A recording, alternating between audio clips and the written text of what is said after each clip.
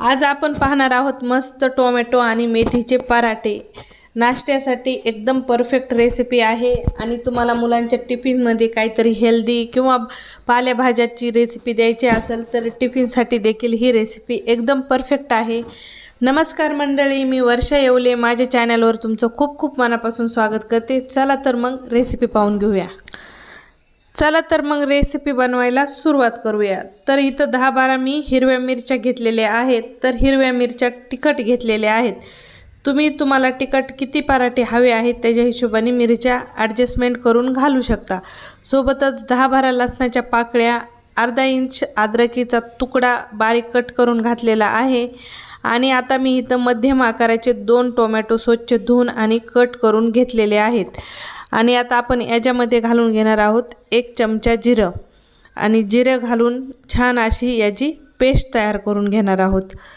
तर इथं मस्त अशी टोमॅटोची मी पेस्ट तयार केलेली आहे, तुम्ही पाहू शकता। तर आता आपण इथं पराठ्याचं पीठ मळण्यासाठी घेऊयात। तर 1.5 वाटी मी इथं गव्हाचं पीठ घेत आहे, मध्यम आकाराची 1.5 वाटी। आता तुम्हाला पराठे किती बनवायचे तुम्ही तुमच्या हिशोबाने इथं ॲडजस्टमेंट करून पीठ मळून घेऊ शकता। तर हे पराठे 4 माणसं मस्त पोट भरून नाश्ता करू शकतात एवढे इथं तयार होतात। तर इथं मी 1.5 वाटी गव्हाचं पीठ घेतलेलं आहे। सोबतच आता आपण ह्याच्यात 4 चमचे बेसन पीठ घालून घेणार आहोत। आणि आता आपण याच्यामध्ये घालून घेऊयात जी आपण टोमॅटोची पेस्ट तयार करून घेतली होती ना, ती पेस्ट। तर इथं मी पूर्ण टोमॅटोची पेस्ट घालून घेतलेली आहे। तर आता आपण याच्यामध्ये घालून घेऊया बारीक कट केलेली मेथी। तर 1 मोठी वाटी दाबून इथं मेथी घेतलेली आहे मी आणि मेथी छान बारीक कट करून घेतलेली आहे, तुम्ही पाहू शकता।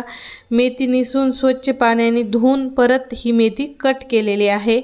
आणि सोबत आता याच्यात आपण घालून घेऊया थोडेसे मसाले म्हणजे काय घालायचे तर आपण टोमॅटोच्या पेस्टमध्येच हिरवी मिरची वगैरे घालून घेतलेला आहे। तर आता आपण ह्याच्यात फक्त हळद मीठ घालून घेणार आहोत आणि सोबतच अर्धा चमचा आपण ओवा घालून घेणार आहोत। हातावर हलका क्रश करायचा आहे आणि नंतरच ओवा याच्यामध्ये घालून घ्यायचा आहे। आणि सोबतच 2 पोहे खायचे चमचे तीळ घालून घेणार आहोत। आणि मस्त छान जसं आपण चपात्याचं पीठ मळून घेतो ना त्या पद्धतीने इथं हे पीठ मळून घ्यायचं आहे। सुरुवातीला जी मेथीची भाजी वगैरे सर्व आपण टाकून घेतलेलं आहे पराठ्याच्या बॅटरमध्ये, तर हे सर्व आधी एकजीव हाताने करून घ्यायचं आहे। ज्यावेळेस हे सर्व जिन्नस छान एकजीव होतील त्यावेळेस थोडं थोडं पाणी करून आपल्याला छान घट्टसर असा उंडा इथं मळून घ्यायचा आहे। नॉर्मली जसं आपण पुऱ्यासाठी पीठ मळतो त्या पद्धतीने घटसर उंडा मळून घ्यायचा आहे। तर इथं छान असं पीठ मी मळून घेतलेलं आहे, तुम्ही पाहू शकता। तर आता आपण घेऊयात इथं पराठे तयार करण्यासाठी 5 किंवा 10 मिनिट तुम्ही हे पीठ मळल्यानंतर थोडं भिजायला ठेवा, म्हणजे छान पराठे येतात। जर तुमच्याकडे वेळ नसेल तर लगेच केले तरी चालतील आणि वेळ असेल तर 5-10 मिनिटं नक्की भिजून पीठ घ्या। आता नॉर्मली जसं आपण चपात्या लाटून घेतो आणि चपात्याचे उंडे बनवतो त्या पद्धतीनेच इथं उंडा करून घ्यायचा आहे आणि छान मस्त चपातीसारखे पराठे लाटून घ्यायचे आहे। पण चपात्या आपण पातळसर लाटतो, पराठे थोडे जाडसर ठेवायचे आहेत। मध्यम आकाराचे इथं पराठे लाटून घ्यायचे आहेत। खूप जास्त जाड नाही, खूप जास्त पातळ नाही, खूप जास्त मोठा नाही, खूप जास्त लहान नाही, मध्यम पराठे बनवून घ्यायचे। खूप छान पराठे बनवून तयार होतात, तुम्ही पाहू शकता। 10 मिनिट मी हे पीठ भिजत ठेवलेलं होतं। तर पीठ भिजल्यानंतर खूप मस्त पराठे तयार होतात। नाश्त्यासाठी गरम गरम पराठे तर खायला खूप टेस्टी लागतात। दही, लोणचं किंवा सॉस तुम्हाला हवं त्याच्यासोबत तुम्ही खाऊ शकता। तर आता गॅस मध्यम ठेवायचा आहे आणि मध्यम गॅसवर छान असं खरपूस लाल रंगावर आपल्याला हा पराठा भाजून घ्यायचा आहे।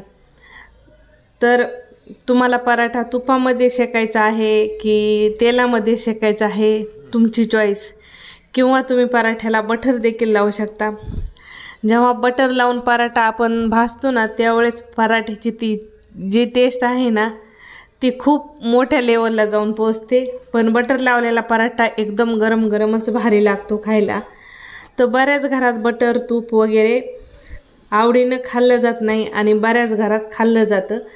तर तुम्हाला कशाची आवड आहे तुम्ही तुमच्या हिशोबाने पराठ्याला तूप बटर किंवा ऑइल लावून मस्त छान खरपूस लाल रंगावर भाजून घ्या आणि नाश्त्यासाठी नक्की हे पराठे एक वेळेस बनवून पहा। तुम्ही पाहू शकता मस्त असा आपला पराठा भाजून झालेला आहे आणि बाकीचे देखील पराठे मी याच पद्धतीने बनवून घेत आहे। आणि हा पराठा मुलं खूप जास्त आवडीने खातात आणि टिफिनसाठी तर एकदम परफेक्ट रेसिपी आहे। मी पहिलंच तुम्हाला म्हटलं आहे। तर आपले इथं पराठे बनवून तयार झालेले आहेत आणि तुम्हाला कशी वाटली रेसिपी कमेंटमध्ये सांगायला बिलकुल विसरू नका। व्हिडिओ आवडला असेल तर लाईक करा, शेअर करा आणि चॅनलवर जर पहिल्यांदा असाल तर चॅनलला सबस्क्राईब करायचं विसरू नका। पुन्हा भेटू अशाच नवीन रेसिपीसोबत। तोपर्यंत बाय बाय।